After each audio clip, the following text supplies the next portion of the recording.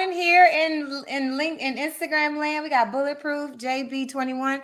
Ashley, I'm checking out your followers on both platforms. So y'all who are here to support the Work and Play podcast are here to support our girl Ashley. Thank y'all for bringing the love. Drop some emojis in the chat. Let us know your support is here because we really, really need it. And welcome to folks here on LinkedIn, YouTube, and Facebook. We are now live on all platforms. Get ready to go for the Work and Play replay with Miss Ashley McLemore. What's going on, Ashley? Well, I got my tea. Getting ready for this conversation today. Yes. Don't y'all love her energy already? Don't you love the vibes? Now, if I could be like this, like 80% more of the time, I think y'all would like me even more. But you know what? We're all unique in this world, and we all get to be who we are individually as individual creatures. We show up as who we want in our workplace. We show up as who we want in our friendships. And that's pretty much what she has become an expert in, right?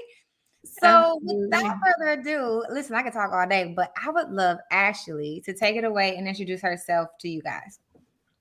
Thank you so much. My name is Ashley McLemore. Is there an echo? There is. Let me see something. Okay, go ahead. Oh, I hear a little bit of an echo on your side. Watch this. Go ahead.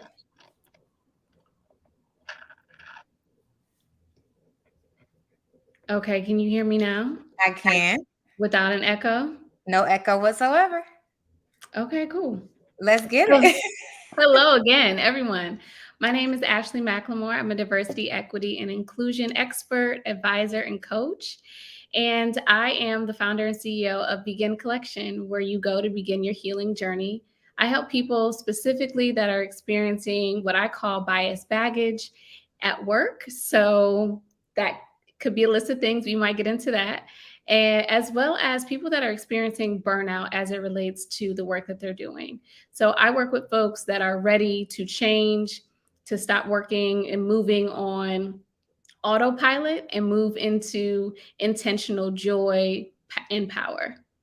I love it. I love it. Those of you guys who are meeting Ashley for the first time, if you guys watched episode 110 of the Work and Play podcast, it literally, that was my first time meeting her, but you would never really know because she was like, boom, boom, boom, boom. And there are very few people who think like I think, and maybe you don't 100% think like I think, but you understood me.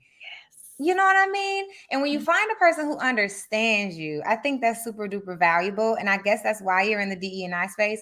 So before we get into like the professional part of things, first of all, I want to check in with my homegirl because now we've like ascended to that level. And I just want to do an energy check for them. So how are you doing this week, love? I am doing all right. This has been a full week of, it's only Monday, so I'm like thinking about the weekend into today, and it's been full. I'm got life stuff and work stuff. We might get into some of those too. Exactly. This is a Work and Play podcast. And for those of you guys who are here, it's like, I always say life be lifing. But I don't like to just attribute that to a negative connotation. It's like life be life. It means that life is up. Sometimes life is going sideways, and sometimes life is just simply going not the direction that you particularly wanted. But it's like life plus work as entrepreneurs. We literally get to live that life every single day. So I want to get into a little bit of your diversity, equity, inclusion space. So on the podcast, we talked about all of your many different careers and all the things that you've done before. Feel free to bring any of that in as you talk about what does it feel like now to kind of settle into this diversity and inclusion expert role? Absolutely. Oddly, I was thinking about that today. And I think for me, it's really been like a long time coming and almost like a homecoming kind of experience where I have been an advocate in every single role that I've had. And whether that was advocating for myself, advocating for my colleagues, advocating for whoever really within the workplace, has always been something that I did, from being a retail sales associate to a store manager to working in public health and advocating for like pay equity. Mm. So advocacy has always been a part of me. And so it really feels like a coming home moment to be in an advocacy space within corporations on one side of the business, and then within um, literally kind of like training many advocates as a coach, right? I'm like, okay, this is how you set a boundary. This is what you do now. This is right. And so I haven't thought about it until just now, but like, yeah, training many advocates is kind of what I'm doing, like workplace advocates, in learning how to navigate Mhm. corporate and other workspaces, professional spaces, to bring their full self, to take back their time, power, and joy. And so, yeah, definitely a coming home moment to be full time in my own businesses, and for them both being centered around diversity, equity, and inclusion. Yeah, as you talk about it, everything that we know, or anyone who's already a part of the diversity and equity inclusion conversation, especially African Americans, or African Americans and people of color, right?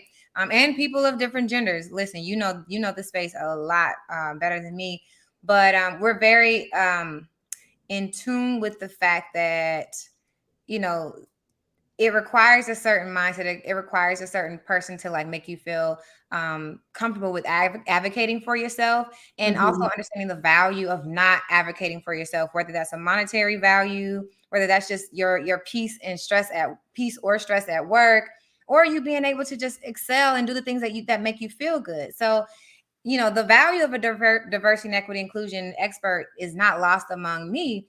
But I think that one of the conversations that we had, like off camera before we did the podcast, or maybe it was after, was the way that you show up in the workplace and you help even people who are not people of color understand the Mhm. value of diversity, equity, inclusion. You mind if I share a little bit? Because I was like, wait a I minute, think so. I mean, go ahead. I don't exactly know. what I'm talking about. Because I talk to you about this all the time. But when Ashley was on the podcast, she was sharing what it's like to be a diversity, equity, inclusion expert. And she was giving me like a real life story of when she went into a hospital and she was Mhm. helping a predominantly white group of people understand how to navigate the workplace. Now, what really, really floored me was Ashley's like diligence in making everyone feel comfortable. And what I mean by that is she was having a conversation with a white male who raised his hand and said like, why don't black women want us to touch their hair or something like that? Mhm. And I was like, a lot of people could be triggered by this conversation. So much less have a conversation about why you can't touch our hair. We're not educating you on how to have that conversation with your coworkers moving forward. And what Mhm. actually did, one, was break down the understanding that we all come from different backgrounds and bias, and then understand how to meet someone where they are, not just because they're black and female, because it's easy for us to identify with black female, even though there's so many of us too, but Mhm. also people who come from like literally different background, different races, people who come from even people who would hate black people, right? How did Mhm. you develop not even just the ability to help people advocate for themselves, but how did you develop that piece to keep your calm when someone raises their hand and has the audacity to ask a question like that? Yeah. I actually structure my sessions and I encourage the wildest questions. So I literally start off sessions with, I'm here, I'm a Black queer woman. I usually introduce myself in that way in some shape or form. And then I say, this is the time.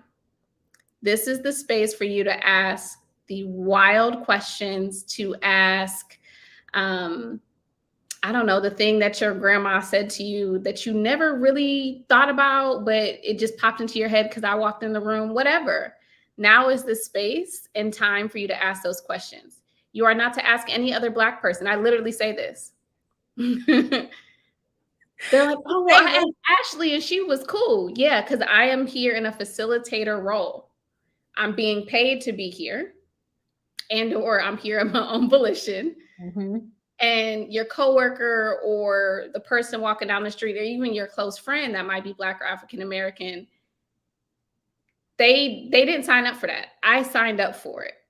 And so when I start sessions, really whomever is in the room, um, that's the energy that I bring in. So I encourage questions. I don't, when I'm in those spaces, it's, I don't change, but it's like, okay, coach hat, facilitator hat is on.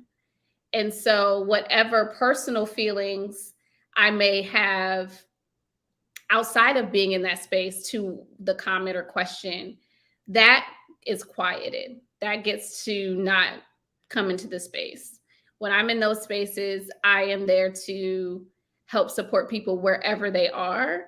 And I've heard some wild things, but I've also encouraged that. So I think that that's how I do it.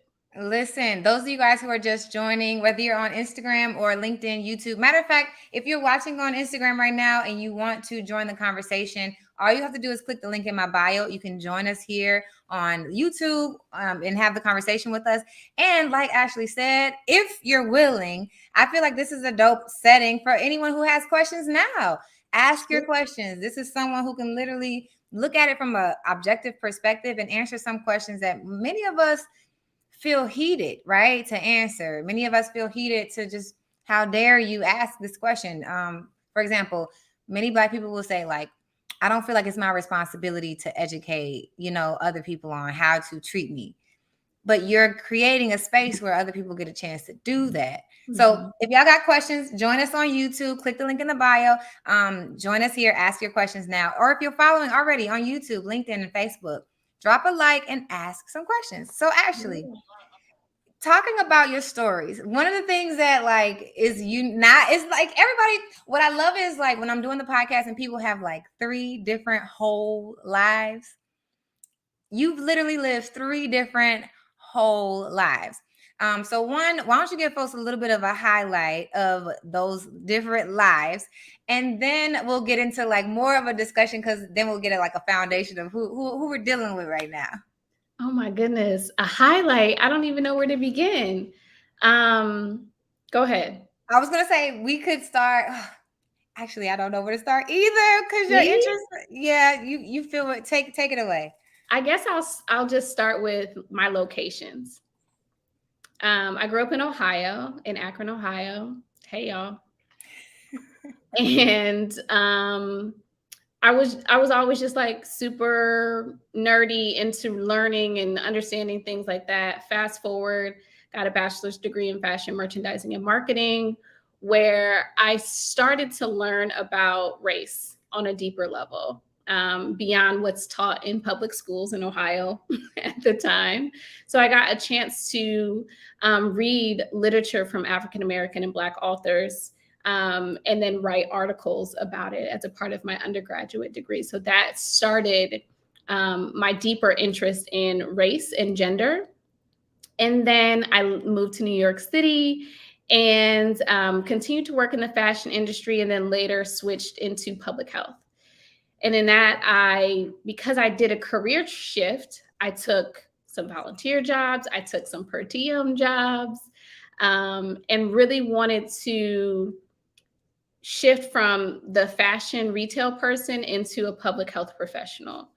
And I did that in New York City and then in Oakland, California. Y'all follow me. There's 3 locations now. And then in Oakland, California is actually where I learned a lot of my tech specific facilitation skills. So human-centered design, in addition to health equity and public health. That was also after obtaining my master's degree in health education, where I concentrated on race, gender, and sexuality. And so just combining all of these seemingly random experiences and careers, professions into one has crafted the consulting company that I run, as well as the coaching practice that I run, where I'm coaching people using both gemstone healing, which I learned in my fashion degree, and health equity and equity policies and principles, which I learned in my master's degree. And so I found a way to merge those two. She found a way to merge those two. And those of you guys who don't understand, like not just yet, like the gravity of having all these different sides of her show up, whether she's like working with famous people, we talked about that on the podcast, or Yes. working in a hospital or helping people in the corporate space. You show up as this person who always comes in like as this like just cool chick. That's, I have no other way to say it, right? Um, like it's crazy because you can be the same chick even if you're in Mhm. a predominantly white like environment. But what do you think is that like unique thing that ties all of your experiences together? People. People are the unique thing for me. So there was always this, I always wanted, frankly, to please people. That's really where it started, right? Like if you Mhm. go deep, deep, it started with the desire to please people and please others. And so that's what made me a great sales associate. That's what made me a great store manager. That's what made me a great employee in all of the other industries that I worked in. And it ended up working out for me once I began to hold myself to the same respect or same regard as I held other people. So it wasn't that I'm pleasing everyone else and no longer pleasing myself. Now I'm pleasing myself to the same capacity and or higher on most days than what I'm actually giving out to other people. And so I think that's where a alignment came between the Ashley that wants to please people and then the Ashley that also wants to like feel that same pleasure, ease, joy in my own life. Yeah, And that so makes sense. combining those two energies together with the same center to work with people, to help people, right? But also not jeopardizing my own peace or pleasure or joy for the sake of that. And so I get to show up with my hair in a messy knot or, using broken English or slang or using talking with my hands. I get to do that in all the spaces that I go into. And that helps me better serve others because I'm showing up without having to contort or change myself to be there. Yeah, I mean, speaking coming from a friend's place, honestly and truly, y'all don't get the half of the benefit of just being able to sit down with her. Because I get less than the messy bun, but I've Ashley's been able to help me think through some high emotional times and Mm, boundaries and these things that you talk about with your clients, just simply in the comfort of my own home, which has been very very beneficial. So when you say like people, what I'm hearing is, coming from a people pleaser background myself, you have a tendency to overstate people's like worth. Therefore, mm, you kind of put your worth down below, and you're thinking everybody is better than you without realizing that you're putting yourself at this like lower pedestal, right? And so, therefore, what I'm hearing is as you started to recognize your own value, that's what allows you to just sit down with someone and mhm, help them understand how they advocate for themselves, help mhm. people understand where their self-worth is, and then help people speak on that. That's what I'm hearing. But and I also know the experience of like working with you, so let me know if I'm missing something. No, I absolutely love how you synthesize that. And it really speaks to one, your ability as a coach. I know this isn't about you, but yes. I Thank love you. the way you synthesize that. And also, it comes down to, yeah, when you said you, once I realized my value, like my full value and worth, it's easier then for me to see it in other people. And if you've been in the coaching industry longer than 30 seconds, you've heard somebody say you can't take people where you haven't gone. Mhm. And I think that is why some people struggle with pulling out others' authenticity or others' unique essence. It's because they haven't actually gotten there yet. They've kind of maybe been pretending, maybe they're halfway there. But when you fully get there, there's no going back. Whew. Speak it, like that power that you unleash. And like, this is from both sides. And shoot, shout out to Patrice, because it seems like all of us in here are on their own journey. Patrice is in the community of pioneers, and he has made his journey. He literally quit his job a month ago. Come So on. the evolution of like becoming a whole new person, a better person, and then being like, I'm not going back to that old individual, that old being. It resonates, right? You're just not going back. So once you recognize your value, you're basically saying that you're helping people elevate their own value. So so I see a question in the chat on diversity and inclusion. So we're gonna get there. But Okay. this last question here kind of ties in your, like, what you offer now in your company in both consulting and in coaching, which is, and even in your gym bracelets, right? It's Begin Collections. And as long as we've talked about it, it's like, for some reason it resonates different for me, because it's like you have a collection of experiences, right? Right?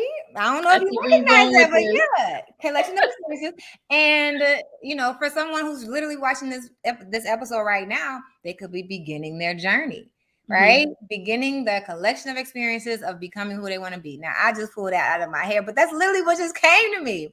Yes. And I'm thinking about, there's no sequential order to growth, right? So we all kind of find growth in different spaces. But what I want to know for you is, what was that pivotal moment that you would mark as like the beginning of your journey? So I I had a similar question on a recent podcast, and I started with my coming out story. And I think that's accurate. And also, what I want to add to the space is, it is possible to lose yourself, and then you have to refine yourself or realign with who you want to be now. And so when I came out initially in 2010 as a lesbian, because that's what was authentic for me at the time, and I was like, the freedom that comes, right? Or at least for me, that came with being true to myself, telling people, family and friends, and then going to gay bars. Like, it was just a good old time. And I also found freedom in my gender expression. So around that time, I was debating if I was going to be natural or what I was going to do with my hair. And we could have a whole episode on Black women's hair, right?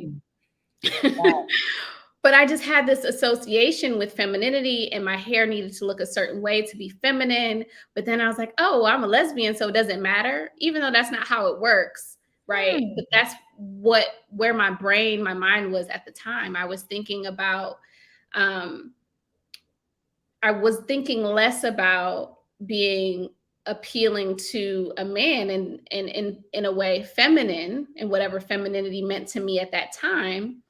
And I was now at that time thinking more about, what do I want to do? Like, it wasn't about what does femininity look like, or can I express my femininity or gender to the outside world. It was just like, all right, I'm queer. I see people in my spaces that didn't shave, had armpit hair, and their hair was quote unquote unruly or whatever. And so I thought, oh, right, I have access to all of this. And to be honest, it was never about, I hope you cannot hear that horn going off. That's fine. Yep. No, I can hear you more. Okay. It was never about being queer, being in the LGBTQ community. It was more about, again, me being comfortable with how I showed up, regardless of who was there, regardless of the idea of masculine or feminine or whatever, however I would have defined that at that time. And so I think that was the first moment of me getting closer to my authentic self, and also noting for whoever is watching that your authenticity can change and shift. So it doesn't mean that you're, I don't know, a fraud or fake if you've this was your authentic self and then something else is your authentic self, right? So I Yeah. now identify as queer. That doesn't Mhm. mean I was not authentic to be a lesbian or identify that way, right? With time, with growth, hopefully, Mhm. personal and professional growth, things will evolve. And that includes how you may or may not identify. Yeah, 100%. I think not only is this a personal growth conversation, but it's also in entrepreneurship, right? Some Absolutely. people are so afraid to be wrong, right? Mhm. I've identified with that feeling as Mm. well, right? You're just like, okay, but what if I'm not? But what if I'm not? Like, what if I'm not? And it's like picking a niche, right? And being afraid of saying that you target queer women, you know what I mean? Like, but Yep. what? But what if I'm not? Or just saying, hey, I target. Let's say you're a fitness coach and you want to target heavy set people with busy jobs. It really does bog people down just to be wrong. Yeah. And what I'm hearing is it's that freedom of allowing yourself to be present in this identity that you have right now and not Mhm. worry, i.e., worry about Mhm. those other identities that you may or may not align with, but also just being present. I was Yes. having a conversation with an entrepreneur or a transitioning entrepreneur. Mhm. And he was like, I don't feel comfortable in this room because I'm not really an entrepreneur yet. I'm not really like quitting my job yet. I was like, you're in transition. You're in this space and give yourself grace to identify as whoever you want right now. So when Ashley said, like, I identified as lesbian then, right? And then can honestly say, like, I've shifted and I've gotten new experiences and new education. Mhm. Give yourself that grace to be malleable, because I think Absolutely. that's what you're saying. Absolutely. Give yourself that grace. I think as it relates to what you were saying for the transitioning entrepreneur, I had a conversation last week with a client and she was just like, oh, I have to take this class and I have to study this and I have to get this certification. I was like, sure, you can do all of that. And don't let that stop you from starting Yes. because you already have 6 years of experience. And for some reason in our employee brains, we're like, Mhm. oh, we're still thinking we got to wait a year for our annual review. We're still thinking about the, tiered promotion levels. We're still thinking about changing our titles. Entrepreneurs we don't got to fuss with all that. There's no red tape for that. You are your red tape. So you decide. You get to decide. Maybe you start off slower or smaller until you get your confidence up, because confidence in what you're doing is important. Mhm. But getting 5 more degrees or certifications is not a requirement. Right. Talk about it. All right. Life transition, entrepreneur transition, all in one conversation. Don't you just love it? So those of you guys who are just joining on Instagram, you can meet us here on in the conversation on LinkedIn, YouTube, and Facebook just by clicking the link in my bio and joining the conversation. I'll say this link in bio, just in case, because I see someone that says they can't hear me. So link in bio to join the conversation.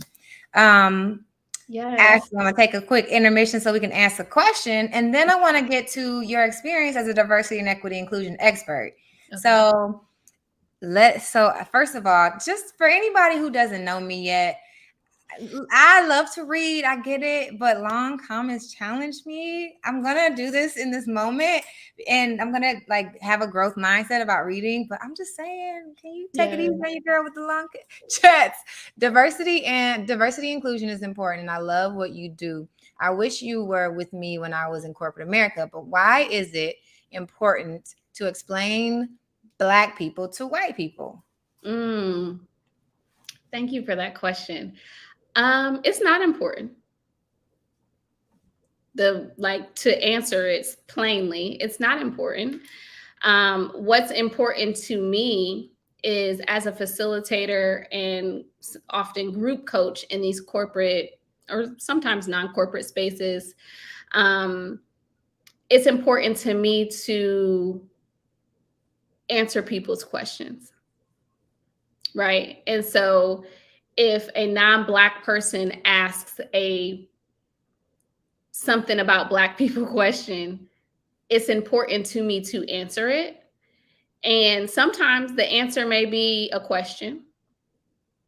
Sometimes, so one example, a recent client, we were talking about marketing.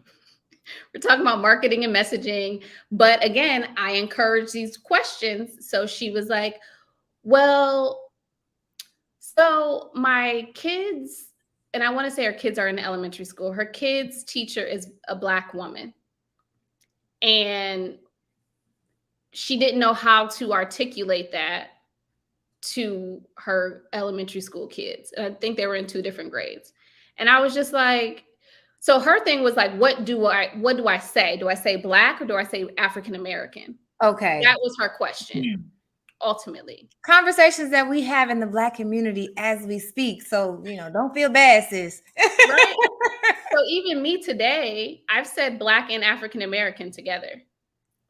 And so what I told her was, I gave her the historical context, right? Like some Black people that are in America do not identify with America because of how we got here. Mm-hmm. And so some have a resentment, dislike, distrust, etc., of America, and therefore will not ever want to be called African American, even if they fully identify with their Africanness. And right. And I was like, and then on the other side, there are some people that are proud to be American and also happen to be of African descent. And so I was like, we got down to African descent. And I was like, okay, well, if you're going to show you're like, I don't know, I forget what grade, but I want to say elementary school, you kind of have to explain to them. Because what could happen is they'll hear someone else call the teacher something, and then they have another question. So don't oversimplify it for kids, because they're actually a lot more intelligent than we give them credit for. As someone that used to teach high schoolers human-centered design, sex ed, they're a lot smarter than we give them credit for. And also, in thinking about, I told her, I said, in thinking about not raising racist children, you want to be clear about the history with them. And if that makes you feel uncomfortable, then that's your work to look at. Mm-hmm. But the kids don't have the same history that you have. They're 8, 10. They don't have the history or lived experience specifically to know, oh, should I say Black? Should I say? They're just playing. Yeah, honestly and truly, you said that is not important, but this is not my space. I'm no expert, but I think that when it comes to our desire to have a better life, better world, better conversations, more unity, whatever, I do feel like the trauma that we experience when we have these type of conversations, because I think everything race related is very loaded. Mm-hmm. Every one question breeds a 30-minute discussion. You get what I'm saying? Mm-hmm. And I'm of the mind that I would prefer us to be able to have these conversations because they're more healing. Like if you've ever, and I know you know it, you probably know it, and everybody else in the social work community, in the mental health community, but restorative justice, right? Instead of just reprimanding people, punishing people for doing things that are racist, and let's just keep it there. Being in a corporate space, if you want to work in the corporate space, it takes somebody to educate somebody. Otherwise, I think people are going to continue to build trauma on trauma and then resentment on trauma. So for me, I'm like, yeah, we kind of do have to have the conversation. How do we have it? I don't know, which is why I decided to leave corporate America. But you are literally in a space where I think these conversations kind of need to be had. I don't think that it's fair to say that as a Black person, if you want to be your unique self, and honestly, y'all can pick holes in what I'm saying, but if you want to be your unique self and you want to show up as a Black person, and people are going to have questions, instead of being traumatized every time someone says, hey, why is your hair curly, or why is it straight yesterday, whatever, my thought is get comfortable with educating the people that you want to work with every day. Is that too much to ask? I mean, unless you just want to leave corporate America altogether, then I'm your girl. But Ashley is literally here to help with these like complicated topics. Yeah. To just circle back a little bit, I read the question as, is it important, as to mean required or necessary. That was not the word. The word was important, but I understood it and answered it as required. And I don't think that it's required. I also don't think that it's any Black person's job to educate their non-Black coworkers. And the same would go for an Indigenous person, someone of Asian descent, etc. It's no one's job until it is, like me, right? Now it's my job, okay, to explain or educate another person. It's a personal choice. And I think that there's some balance that needs to be had with people requesting unpaid labor of Black folks, and also to what you were saying of Black and African American folks to understand their own triggers, so that they can have more peace, joy, and power in their life. So one of the things that I focus on is releasing bias baggage, is what I call it. And so just like the bag lady baggage, carrying baggage, right? Oftentimes, we as Black people, African American folks, are carrying other people's bias against us, right? Oh, so I'm walking into a meeting as a Black woman, and I'm conscious of not being perceived as the angry Black woman. That's someone else's bias against Black women, but I'm carrying it. That's not necessary. Yeah. It's not necessary. I understand that historically it has been necessary to survive, quite literally, like bodily survival, in addition to keeping your job, being able to pay rent, etc. I don't believe that it's necessary to contort or change yourself to these extreme circumstances, to these extreme conditions as a Black or African American person in America anymore. I don't think that is necessary. And I think a lot of us are carrying bias baggage from the last job and the last job and the last job. And even what I speak to a lot is from our families, right? That taught us this is how you're supposed to be at work. Absolutely.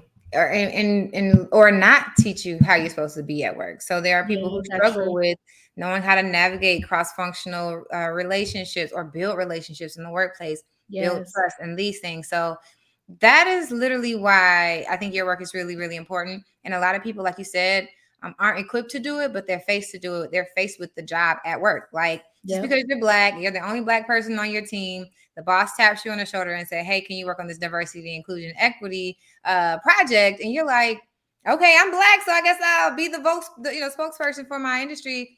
And it takes a turn, because now you're on the platform of getting higher, getting promoted because you're anyway, that's a whole nother thing. I want to talk about your transition from employee to consultant. There is value in this space for people who want to be consultants in the DE&I space. And for those who want to make that transition, I want to know, like, what's that high value skill set that someone can identify in themselves to know, like, if I transition out, how could I possibly parlay my experience as an employee to a high paid coach or to a high paid consultant? What's that skill set that someone should be looking for right now in themselves? Absolutely. Lining up your values, your personal values. And this is honestly the hardest part, because oftentimes we have beliefs and values from other people and we think that they're ours. So really getting aligned with what is important to you, what your values are. Is it integrity? Is it communication? Is it respect? What are your core values? And getting clear and centered around those, I would say, is the first thing. And then make a list of the things that actually bring you joy, that you're passionate about, that you get excited about.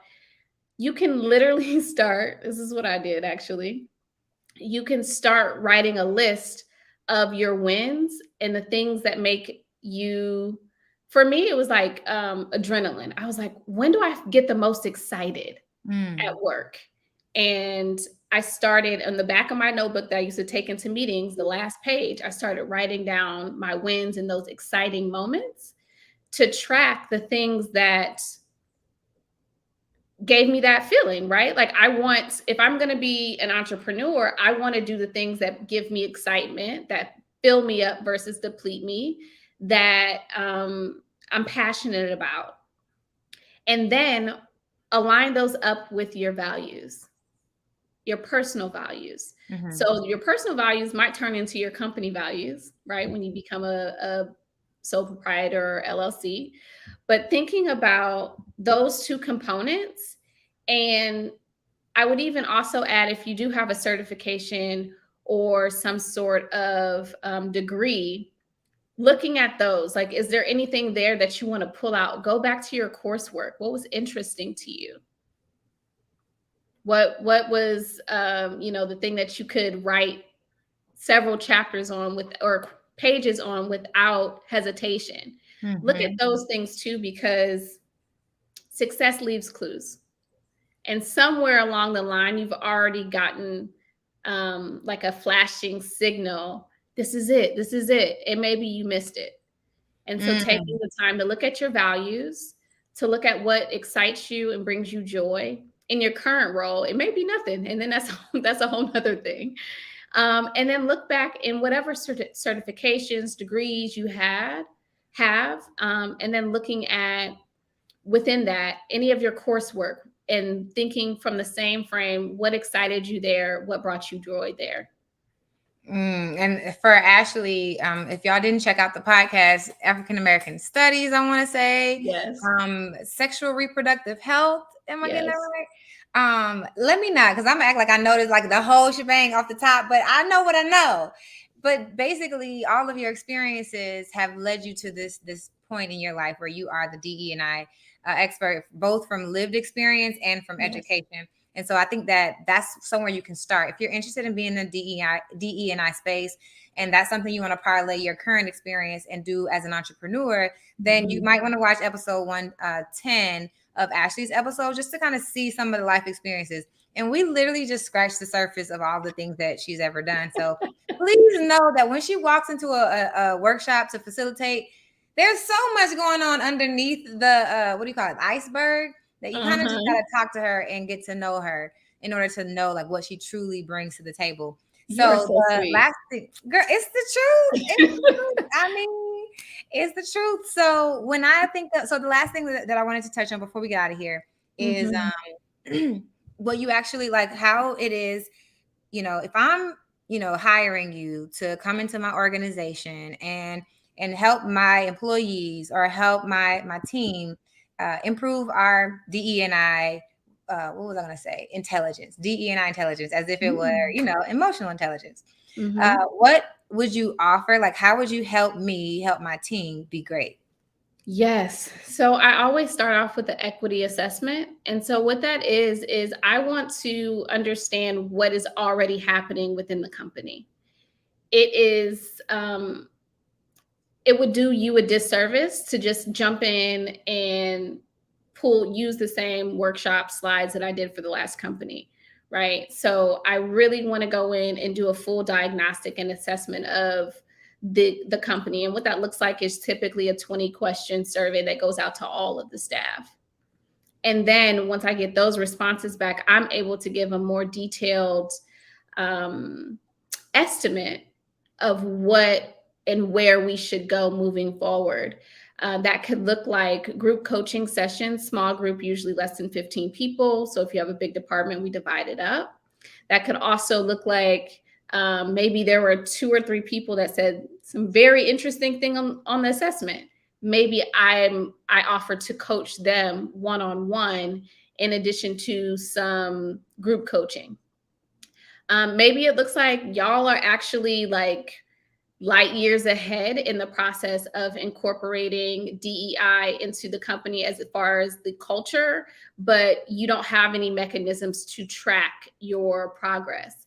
And so then I would suggest doing some advising for your team, usually your whoever's in charge of whatever department of each department, to come in to do leadership intensives on how they can begin to start expanding their KPIs that every company creates within their strategic plan, hopefully on a 3-year or so basis, and how you can start incorporating DEI metrics into your KPIs instead of either separate or not at all.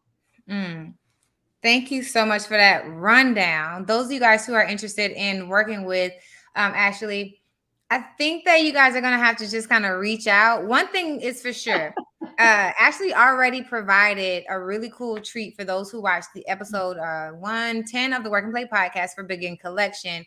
So if you're interested in Begin Collection, and we didn't even get to talk about gems, but we did talk about your gem bracelets on the episode. So y'all are gonna have to tune in for that. Yeah, hey, watch your ATL with that one just then. There's so much more we could get into, but for those who want to contact you specifically for your services, whether they want to become a DE&I coach or they want to become, listen, I'm not adding extra stuff. I'm just, listen, yeah, this is a conversation on the back insider, but those who want to learn about being a DE&I consultant or have Ashley come into your organization, Ashley, how can they connect with you, and how can they work with you? Absolutely. So on the consulting side, you can reach out to me at a.mclemoreconsulting@gmail.com. You can email me there, or you can reach out to me directly on LinkedIn here, Ashley, Ashley, McLemore, McLemore, and connect with me on LinkedIn. Just shoot me a message. There you have it. Thank y'all for your energy. Thank you for your questions. Everybody who tuned in either live or on the replay. And Ashley's got one more thing, so I'm gonna zip it. One more. We didn't mention the Work and Play promo. So we didn't talk about the gemstones, but I want to mention for you all that Begin Collection gemstone all natural bracelets are 20% off if you use work in the letter N play in the promo code coupon area. So you'll get 20% off any of the gemstone bracelets and free shipping. How could I forget that? Yes. And mind you, I'm getting one for myself. So those of you guys who have not gone on that and you don't know quite what a gemstone bracelet is, you can go to her Instagram, or you can go onto the podcast where we talked about it and kind of understand like how you can get a bracelet that gives you the energy that you need and revives like whatever it is that you need in that space. You might even want to mix up your bracelets and get the energy that you need, right? Yes, absolutely. So 20% off, Work and Play. Yes. The all link caps. Is going to be, say it again. All caps. Perfect. The link is going to be actually, if you check out episode 110, and I will drop the link in the YouTube description. So if you watch the episode and go to the description, it's going to be in there already. If you're watching this live, otherwise it'll be in the description below, whether you're on Facebook, Instagram, or YouTube, or LinkedIn. Yes. All the platforms. I'm learning how to do this. Yes. So Ashley, thank you for joining me today. I really appreciated it. We have a couple more cool things for y'all in store. So just stay tuned. If y'all like the vibes, if you like the energy, it's more where this comes from, okay? Yeah. But until next time, y'all have a wonderful day. See y'all soon. Peace.